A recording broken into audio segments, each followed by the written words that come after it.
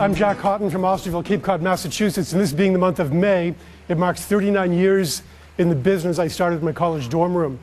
39 years, that's longer than some of you have been alive. So it's been a long odyssey for me in the real estate business. And one thing I've been sort of dragged into scratching, kicking, and biting and resisting all the way is video. And I think there's one keying up here now, but the tightrope you walk with video is not giving people so much information they don't think they need to come and see the property in person. In 39 years, I've only sold one house, sight unseen.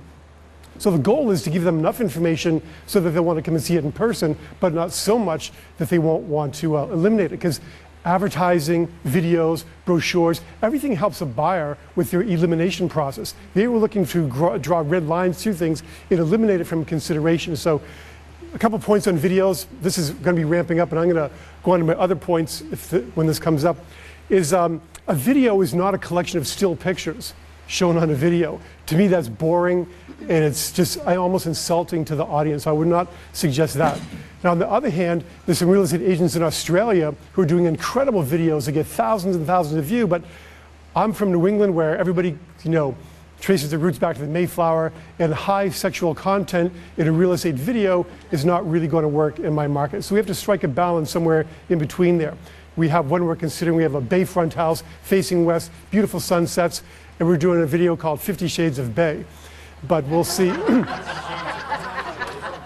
But it's sold, so now we don't have to do the video. But basically what we did is we hired a great videographer.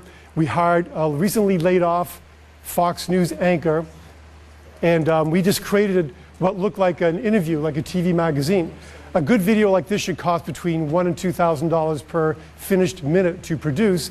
But except in real estate, we are in a recession right now. So we did this for like $500 a minute. So if you see the quality of it, if you click on the link later on, I think you'll agree that it's pretty cool. Okay, while this is running in the background, I'm going to tell you two more ideas. I've become a real fan of Shutterfly.com. So now my pre-listing book is a hardcover coffee table kind of a book. I'll pass this around. I can email you a PDF version of this, but I did make 30 copies. But basically what my pre-listing book does is it tells people a little bit about me. It tells them what I'm going to do prior to their appointment. It tells them what's going to happen during the appointment.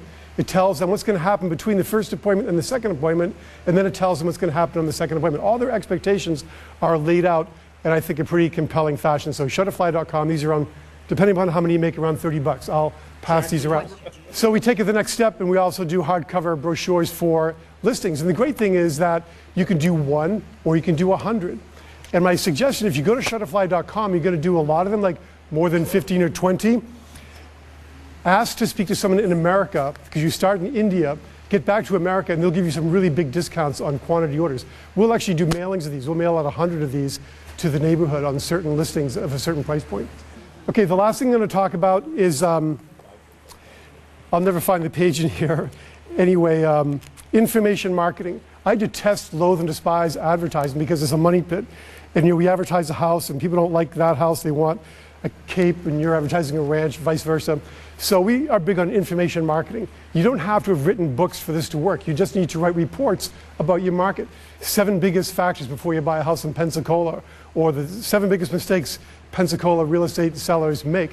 You can write these reports. So this is coming out in about a month. It's an Osterville guide. This is my little village on Cape Cod. And the library put this together. So instead of advertising houses, I advertised information on these books. And the cool thing about this is it establishes my expertise in the market is something that the other real estate people are not doing, and they can get a free copy of the book if they make an appointment with me, a listing appointment or a buyer appointment. I did not, these 2 books are ones I wrote that anybody can do this. I dictate all my books. I just dictate them, have them transcribed, then I give them I do the first go through myself, and then I have an editor fix them. It's really not that hard to do. If you want one of these, just send me an email and I'll mail you 2 of these books. I'll pass these around. There's 3 here. And it just ramps up your advertising because everybody wants to know, what do rich people know about buying houses that I can use to buy a house in my price range? What are the secrets that rich people know about selling their house that I can use to sell my regular priced house? So write compelling headlines, write reports, and put those in your ads. Even if you're advertising a house, add a report to the ad, because that will ramp up your response if they're not particularly interested in that particular property that you're advertising.